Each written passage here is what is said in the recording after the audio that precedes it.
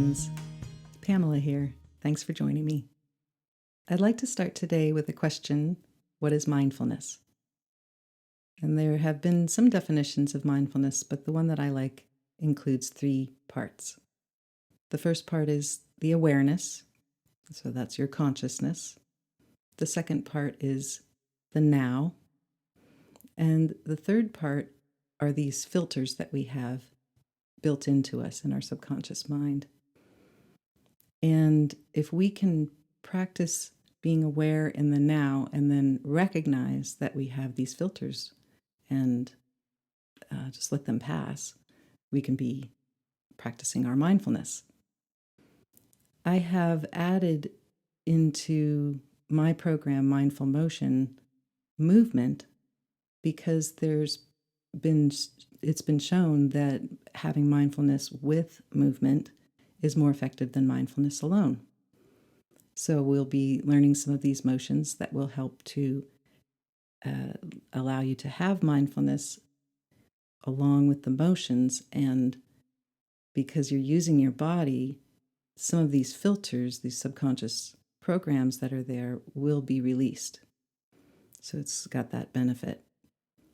So I wanted to talk about each of these pieces. Awareness, the consciousness. Well, we have seen that when you have a thought, it can make you feel a certain way. And so being aware and being conscious, you can realize that things are being changed and things are being affected by that. It's our natural ability. Our brain's natural ability is to be aware. So we're just sort of playing on that.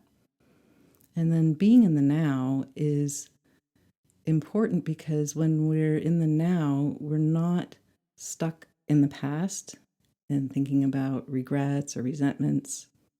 We're also not worrying about the future. So there may be some craving or some suffering that goes along with that. So by being in the now, we can stay out of the past and out of the future and can be in this moment, which is really all we can count on. We don't know what's coming in the future. And another reason why I included movement is because in biology, that's the field that I've been trained in, that movement is actually one of the definitions of life. So if you are talking about something, is it alive? Does it move? Does it have movement? That by definition would be yes, it's alive. So I think it's very important, vitally important, that we have movement when we are practicing our mindfulness. And I wanted to talk about some of the benefits of mindfulness with movement so that you can understand that it is really something that can really help you. And when we learn these motions, when I teach you these things, you can practice them on your own and you'll feel these benefits. So the first one is that it reduces stress. And stress, of course, we know it causes all kinds of damage in our body. But one of the things that I think is very interesting that I've learned recently is a part of the brain. We have these little tiny cells called microglial cells. And it was understood that these cells were helpful to our brain cells, to our neurons, by providing them with support and keeping them alive. And so that's a great function. But we've also discovered very recently, and this is just published very recently, that these microglial cells will also kill neurons. And what makes them go from being these very helpful cells to being these killer cells is stress. So when there is a stress response, the microglial cells will actually go and find those neurons that are creating that pathway, that are part of that pathway, and kill them and eat them up. So we don't want stress. We really don't want stress because we're finding that it is definitely detrimental to our brain cells. So I'm going to look at my list here and get some more things that are benefits for the mindfulness with movement. It also reduces rumination. Rumination it comes from the word ruminant, which in biology is a term for animals that have several stomach chambers.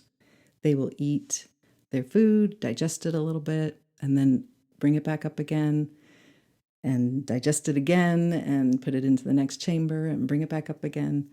And rumination is what we do with our thoughts.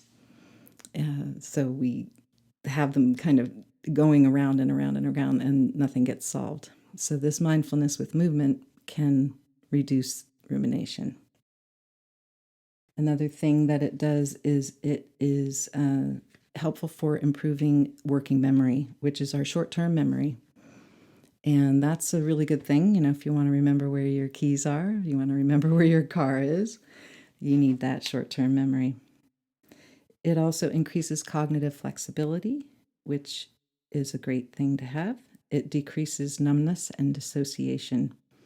So one of the reasons why I developed the program was because I know that it's difficult for some people to sit quietly and meditate, although we know the benefits of meditation, because they are numbed out in their body. They dissociate when they're meditating. So it's really not aware, and it's really not present. So there's really not a lot of benefits there. So when you're doing this movement, mindful movement, the numbness decreases and the dissociation decreases. So these are two of the symptoms of depression. So we could say overall it reduces depression too. And it also reduces social anxiety, which is a very helpful thing because we're social species, so it's important for us to be able to interact with other human beings. And that's a very good thing to decrease social anxiety. I'm going to check out my list again. It enhances emotion regulation. If we have a situation where we have been stimulated by something that's causing us a problem, and I'm going to use the keys again, losing our keys, one of the responses might be, oh, darn it, I lost my keys. I better just retrace my steps. But another reaction might be, freaking out and crying and screaming, yelling at other people. That kind of stuff, the ability to regulate what comes out emotionally is going to be improved by practicing mindfulness with movement. It enhances our ability to focus.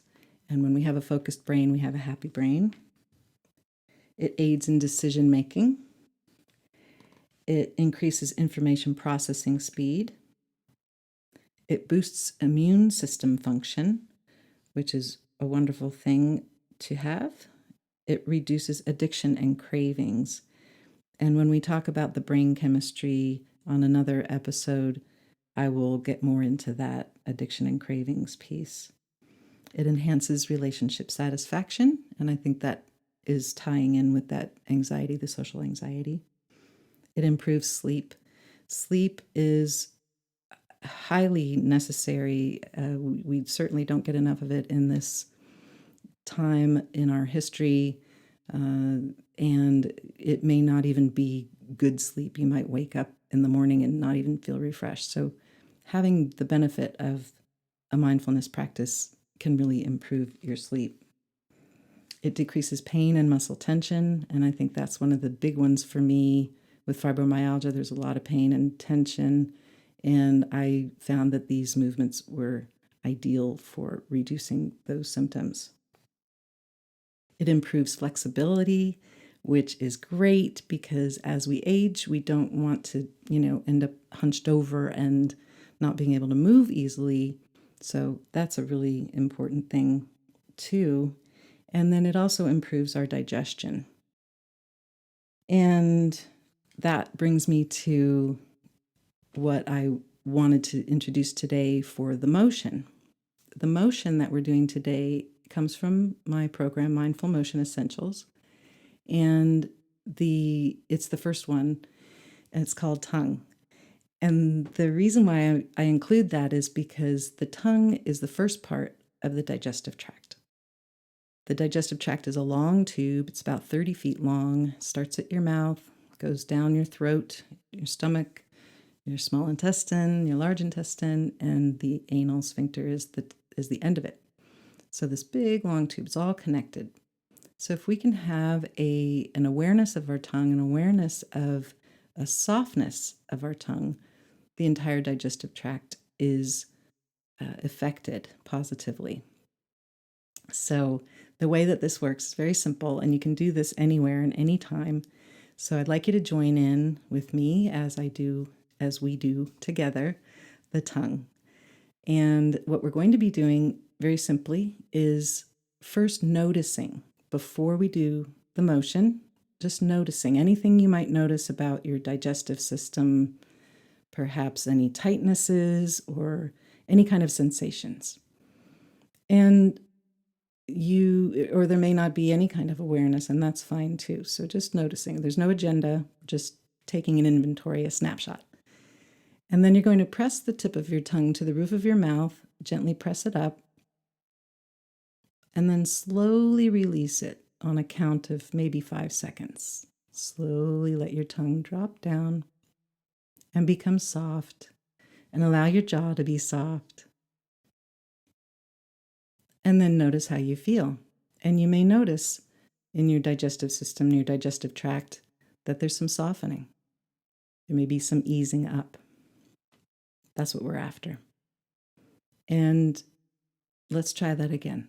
So taking the tip of the tongue to the roof of the mouth and pressing up gently. And then slowly release and let it drop down. And you can close your eyes if it helps. Become aware of what sensations are happening there, and then just notice how you feel. So that's tongue, and we're going to soften the digestive tract. So I wanted to explain a little bit about why this is important. Our body is designed, our digestive system is designed to have a process called peristalsis, where the food moves down the tubes, the muscles kind of contract and release along the way to push the food down, and then it arrives at a sphincter, which is a little valve or an opening. And the opening will open when the food is there, and then allow the food through, and then close up so that the food can go into the next part of the tract. If those sphincters are working correctly, nothing goes back up the other way. So we don't have heartburn and burping and things like that. So when we have a regulated digestive tract, by doing a simple motion as tongue, we can make all those sphincters work the way that they're supposed to, and the peristalsis moves smoothly and gets everything moving down the tract, because we don't want anything coming back up.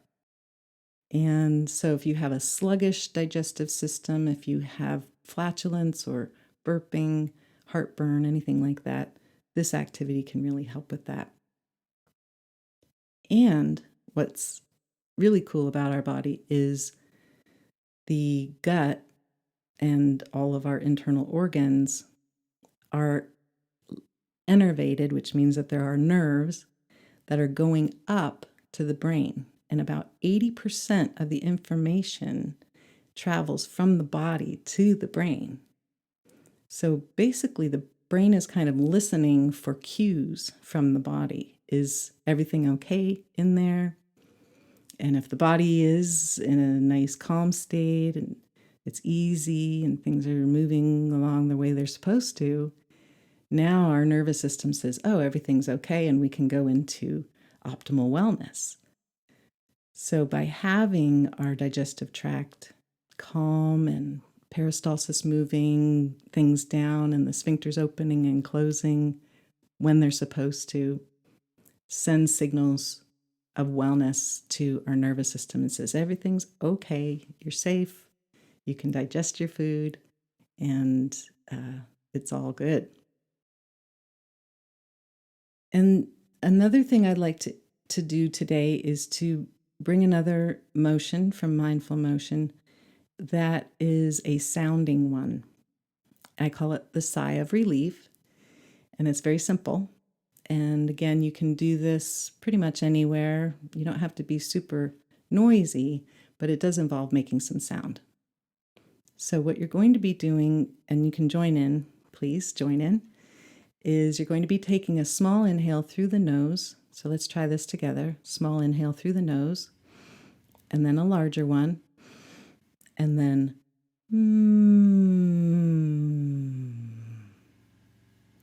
And when you do the sighing part, I want you to imagine the breath going down to the lower part of your body and perhaps even down through your legs and out your feet. So let's try that again. We'll take a small inhale and then a larger one, and then on the exhale. And then notice how you feel. Pretty nice. It's very settling, very calming. And there's another aspect of this which I think is important to understand, is that when we hear the sound of our own voice in pleasant tones like this sigh of relief, that again sends a message back up to the brain and the nervous system that says everything's okay, you're safe. So that is all I have for you today. I hope that you will practice these daily and feel the benefits, enjoy the pleasant sensations. And as you're doing this, realizing that this is a mindfulness practice. And so you're practicing mindfulness. This is your kind of a meditation. I'm so glad you joined me today. I look forward to sharing more with you. This has been Move Into Resilience, and you can find more information at moveintoresilience.com. I'm Pamela Stokes. Thanks for joining me. Take it easy.